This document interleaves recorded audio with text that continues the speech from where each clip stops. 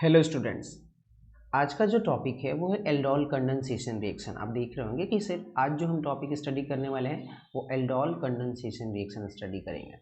ठीक है, चलिए। तो एल्डोल कंडेंसेशन रिएक्शंस पढ़ने से पहले एक दो टॉपिक ऐसे हैं जो अगर हम आसानी से अगर हमें आता है तो हम एल्डोल कंडेंसेशन रिएक्शंस को और आसानी से समझ सकते हैं। ठीक है, लेकिन एक बात मैं पहले ही बता देता हूँ कि अगर मान लीजिए कि अगर आपको कोई रिएक्शन दिया हुआ हो तो आप कैसे पता करेंगे कि ये एल्डोल कंडेंसेशन प्रोडक्ट ही बनेगा या एल्डोल कंडेंसेशन रिएक्शन ही होगी। उसके लिए रिएक्टेंट क्या क्या होने चाहिए वो मैं पहले आपको बता देता हूँ। ठीक है, तो यहाँ पे देखिए रिएक्टेंट की बात कर रहा हूँ मैं। रिएक्टेंट क्या क्या होगा, रिएक्टेंट में देखेंगे कि अल्फा हाइड्रोजन कंटेनिंग एल्डिहाइड, क्या बोल रहा हूँ मैं, एल्डिहाइड और कीटोन। ठीक है, क्या होना चाहिए, एल्डिहाइड और कीटोन ग्रुप होना चाहिए। और प्लस में क्या होना चाहिए, स्ट्रॉन्ग बेस। क्या होना चाहिए, बोलो बच्चों, स्ट्रॉन्ग बेस लाइक NaOH बोल लीजिए या फिर आप KOH ले सकते हैं। ठीक है, अगर ये दो चीज़ें हैं, रिएक्टेंट में अल्फा हाइड्रोजन कंटेनिंग एल्डिहाइड हो या फिर कीटोन हो और प्लस स्ट्रॉन्ग बेस होगा NaOH या KOH, तो ये जो रिएक्शन प्रोसीड करेगी वो प्रोसीड करेगी एल्डोल कंडेंसेशन रिएक्शन। ठीक है, चलिए, लेकिन इसको समझने से पहले हम एक चीज़ ये समझ लेते हैं कि एल्डोल कंडेंसेशन को समझने के लिए क्या क्या चीज़ें हमें ज़रूरत है। तो एक दो टॉपिक हैं जो उनको भी हम अभी पढ़ लेते हैं। ठीक है, तो यहाँ पे वापस आते हैं, हम बात करते हैं कि एसिडिटी की। ठीक है, acidity of alpha hydrogen of aldehyde and ketone, जो अभी मैंने आपको बताया, अल्फा हाइड्रोजन कंटेनिंग एल्डिहाइड और कीटोन। तो सबसे पहले यहाँ पर एक चीज़ और आता है कि अल्फा कार्बन क्या होता है। ध्यान से सुनिए, ये अल्फा कार्बन क्या होता है, अल्फा हाइड्रोजन क्या होता है, इसको पहले पता कर लेते हैं। बहुत आसान है, कोई कंफ्यूजन नहीं होगी, बस ध्यान से सुनते रहिए आप लोग। यहाँ पर जो है ये देखिए, ये कार्बोनिल कार्बन है, यहाँ पर भी क्या ये कार्बोनिल कार्बन है, यहाँ पर भी क्या ये कार्बोनिल कार्बन है और यहाँ पर भी ये कार्बोनिल कार्बन है। पहले आप कार्बोनिल कार्बन फाइंड आउट करेंगे और उसके जस्ट एडजेसेंट कार्बन को हम क्या बोल देते हैं, अल्फा कार्बन। तो एडजेसेंट कार्बन ये है तो ये मेरा क्या हो जाएगा, अल्फा कार्बन। यहाँ पर एडजेसेंट कार्बन ये है तो ये अल्फा कार्बन हो जाएगा। यहाँ पर अल्फा कार्बन कौन सा होगा, इसके जस्ट बाद वाला ये है तो अल्फा कार्बन ये हो गया। अब इधर देखिए एक और केस है कि ये लेफ्ट साइड में तो देख रहे हैं, राइट साइड में भी जस्ट एडजेसेंट देखेंगे तो यहाँ पर ये क्या हो जाएगा, अल्फा कार्बन होगा। यहाँ पर ये कौन सा कार्बन हो जाएगा, ये अल्फा कार्बन। ये कौन सा कार्बन हो जाएगा, बीटा कार्बन। उसके जस्ट बाद वाले को बीटा कार्बन बोलते हैं। खैर हमें जो आज का मतलब है वो अल्फा कार्बन से ही है, तो ये भी मेरा अल्फा कार्बन।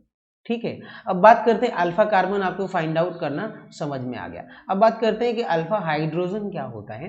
तो सिंपल सी बात है, ध्यान से सुनिए कि जो अल्फा कार्बन है इससे जितने हाइड्रोजन अटैच्ड होंगे वो हमारा क्या हो जाएगा, अल्फा हाइड्रोजन। ये क्या हो गया, अल्फा हाइड्रोजन। ये जो कौन सा तीन हाइड्रोजन जो हैं ये क्या होंगे, मेरे अल्फा हाइड्रोजन होंगे। ये जो हाइड्रोजन, दो हाइड्रोजन आप जो देख रहे हो, ये वाला हाइड्रोजन ये क्या है, अल्फा हाइड्रोजन है। यहाँ पर आप देखिए ये जो दो हाइड्रोजन है ये क्या है, अल्फा हाइड्रोजन है। ये भी क्या है, अल्फा हाइड्रोजन है। उम्मीद करता हूँ आपको अल्फा हाइड्रोजन भी फाइंड आउट करना समझ में आ गया होगा कि अल्फा कार्बन से जितने नंबर ऑफ हाइड्रोजन अटैच्ड होंगे वो अल्फा हाइड्रोजन ही होंगे ये। ठीक है, चलिए, तो अल्फा हाइड्रोजन तो हमने देख लिया, अल्फा कार्बन भी देख लिया। अब हम देखते हैं कि अल्फा हाइड्रोजन जो है वो एसिडिक इन नेचर क्यों होता है।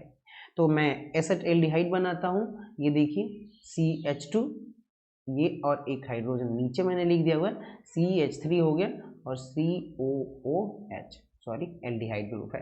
ठीक है, अगर मैं ये कहना चाहता हूँ कि अगर ये एसिडिक नेचर, ये जो हाइड्रोजन है अल्फा हाइड्रोजन जो है, देखिए ये अल्फा कार्बन और इससे जुड़ा हुआ हाइड्रोजन अल्फा हाइड्रोजन है, अगर ये एसिडिक इन नेचर है तो इसका क्या कहने का मतलब है। अगर इसको फाइंड आउट करना हो कि ये एसिडिक इन नेचर है तो हमें क्या करना पड़ेगा, इसके लिए एक बेस मैं इंट्रोड्यूस कर दूँ, बेस से रिएक्शन करवाऊँ तो क्या होगा। यहाँ पे देखिए ये रहा NaOH, और यहाँ पे मैंने बेस जैसे ही रखा तो इस एसिडिक प्रोटॉन से रिएक्शन करेगा क्योंकि एसिड बेस रिएक्शन होगी। तो अब ये यहाँ पर अटैक करेगा और ये इधर माइग्रेट हो जाएगा तो यहाँ पर क्या जनरेट कर देगा, न्यूक्लियोफाइल या कॉन्जुगेट बेस। ये जो निगेटिव चार्ज है इसको क्या बोल देंगे हम, न्यूक्लियोफाइल। क्योंकि ये इलेक्ट्रॉन डोनेट कर सकता है।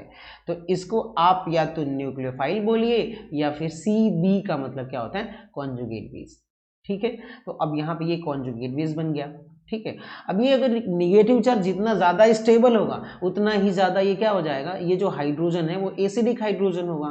तो उसके लिए कंडीशन क्या है, स्टेबल होने के लिए देखिए charge single double, charge single double, charge single double, यानी ये रेजोनेंस करेगा। तो आप यहाँ पे देखेंगे कि ये इधर और ये इधर बॉन्ड ब्रेक होगा और एक रेजोनेटिंग स्ट्रक्चर फॉर्म करेगा जो कि वो ये होगा CH2 और यहाँ पर आप देखेंगे CO इधर हो जाएगा माइनस और यहाँ पर हाइड्रोजन।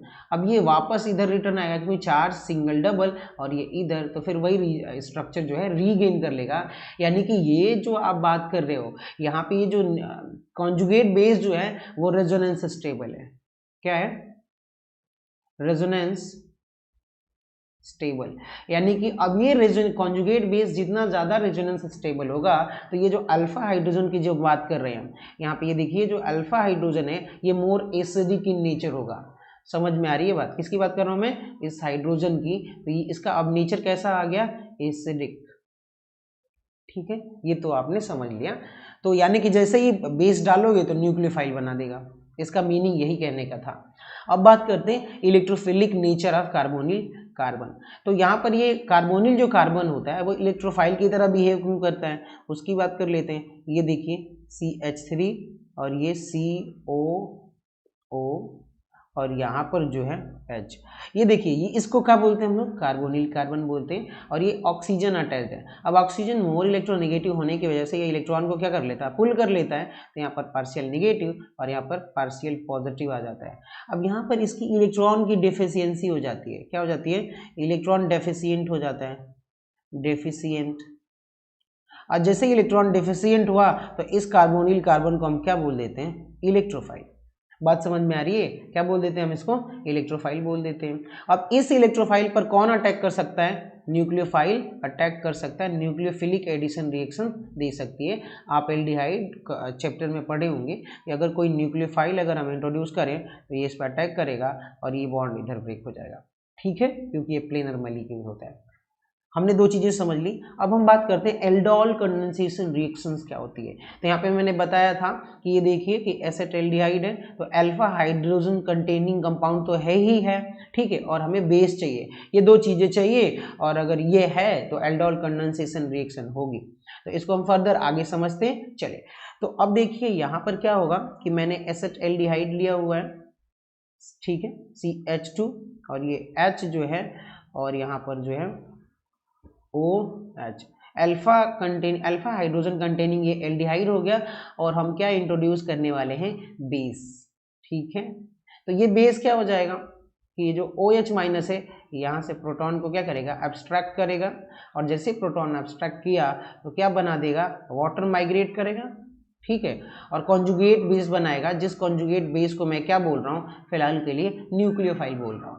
ठीक है ना, ये रहा अपना न्यूक्लियोफाइल। क्या बन गया, न्यूक्लियोफाइल। इसको आप चाहे तो स्टेप फर्स्ट भी बोल सकते हैं। स्टेप फर्स्ट में आप क्या लिखेंगे कि जनरेशन ऑफ न्यूक्लियोफाइल या कॉन्जुगेट बेस, तो हमने बना दिया। अब स्टेप सेकेंड में क्या होगा, स्टेप सेकेंड में आप देखेंगे तो न्यूक्लियोफाइल जो है अटैक्स ऑन इलेक्ट्रोफाइल। ठीक है, इसको मैं इतना ही लिख देता हूँ, इलेक्ट्रोफाइल।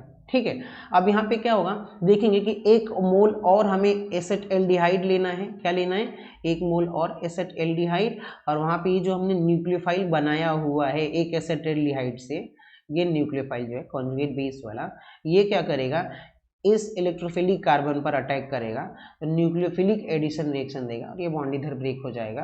तो अब जो हमें प्रोडक्ट मिलने वाला है वो क्या मिलेगा, CH3CO माइनस और यहाँ पर क्या हो जाएगा, ये H हो जाएगा, यहाँ पर ये जो है CH2, ठीक है, और ये एल्डिहाइड।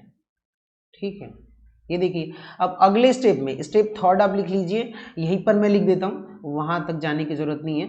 ये रहा स्टेप थर्ड में, इसको यहीं पर लिख देता हूँ। स्टेप थर्ड क्या है, प्रोटोनेशन स्टेप। क्या होता है, प्रोटोनेशन। आप ये आगे देख लीजिएगा क्या होगा। स्टेप थर्ड जो है वो प्रोटोनेशन है।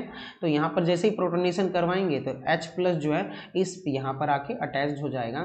तो ये क्या हो गया अपना CH3 COH, यहाँ पर ये जो है H और यहाँ पर क्या हो गया C और इसको भी H लिख दीजिए और इसको H ऐसे ही रहने दीजिए, ये H। अब यहाँ पे देखेंगे, ये देखिए अल्फा और ये क्या है बीटा हाइड्रोजन। तो बीटा पोजीशन पर क्या बना हुआ है बताइए, एल्कोहल ग्रुप है, तो हम क्या बोलेंगे बीटा हाइड्रोक्सी एल्डिहाइड प्रोडक्ट मिला हुआ है, क्योंकि बीटा पोजीशन पे बना हुआ है, एल्डिहाइड है, OH है, तो इसलिए हम क्या बोल देते हैं बीटा हाइड्रोक्सी एल्डिहाइड। इस प्रोडक्ट को हम क्या बोलते हैं एल्डोल प्रोडक्ट। क्या बोलेंगे एल्डोल प्रोडक्ट। चलिए अब हम आगे बात करते हैं, लास्ट स्टेप है अपने रिएक्शंस का। अगर हम इसको हीट करेंगे, आप कहीं भी हीट करोगे तो क्या होगा, यहाँ से OH और ये H क्या हो जाएगा रिमूव हो जाएगा और वाटर मॉलिक्यूल्स माइग्रेट फॉर्म करेगा और रिमूव हो जाएगा और यहाँ पर जो मुझे मिलेगा यहाँ पर डबल बॉन्ड आ जाएगी। समझ में आ रही है बात। तो यहाँ पे अब जो फाइनल प्रोडक्ट मिलने वाला है उसको आप लिख सकते हो, फोर्थ स्टेप क्या लिख सकते हो, रिमूवल ऑफ वाटर। ठीक है, तो चलिए मैं इसको लिख ही देता हूँ। स्टेप फोर्थ क्या होगा, रिमूवल ऑफ वाटर। ठीक है, तो यहां से हीट किया तो रिमूव हो गया, अब ये बन जाएगा CH डबल बॉन्ड CH और यहाँ पे मेरा क्या आ गया है एल्डिहाइड। ठीक है, तो ये हमारा फाइनल एल्डोल प्रोडक्ट होगा अल्फा अनसेचुरेशन पे। देखिए अल्फा पोजीशन पर मेरा क्या होगा अनसेचुरेशन होगा। तो पहला स्टेप क्या है कि हम क्या करेंगे, ध्यान से देखिए कि यहाँ पे जो बेस दिया हुआ है इसी से हम क्या कर एल्डिहाइड लेकर के और बेस जब हम यूज करेंगे तो न्यूक्लियोफाइल बनेगा और उसी वाले जहाँ से हमने न्यूक्लियोफाइल बनाया हुआ है उसी एसिटाइलडिहाइड को लेकर के इसी न्यूक्लियोफाइल पे हम क्या करेंगे कि न्यूक्लियोफिलिक एडिशन करवाएंगे कार्बोनिल कार्बन पर, जो यहाँ पर देख रहे हैं आप, और फिर यहाँ पर क्या बनेगा कार्बन एनाइन जनरेट होगा, उसका हम फर्दर क्या करेंगे प्रोटोनेशन करेंगे और हीट करेंगे तो वाटर मॉलिक्यूल्स माइग्रेट करेगा और यहाँ पे हमें क्या बना देगा अल्फा अनसैचुरेशन कंपाउंड बनाएगा। ठीक है, याद रखिएगा कि इसका जो रिएक्टेंट्स होंगे वो क्या होगा अल्फा हाइड्रोजन कंटेनिंग एल्डिहाइड या कीटोन होगा और उसके साथ में स्ट्रॉन्ग बेस होगा। समझ में आ रही है बात। उम्मीद करता हूँ आप लोगों को समझ में आया होगा। अगर नहीं आया तो आप प्लीज़ कमेंट करिएगा कि क्या क्या समझ में नहीं आया सर एक बार फिर से। ठीक है, सो थैंक यू।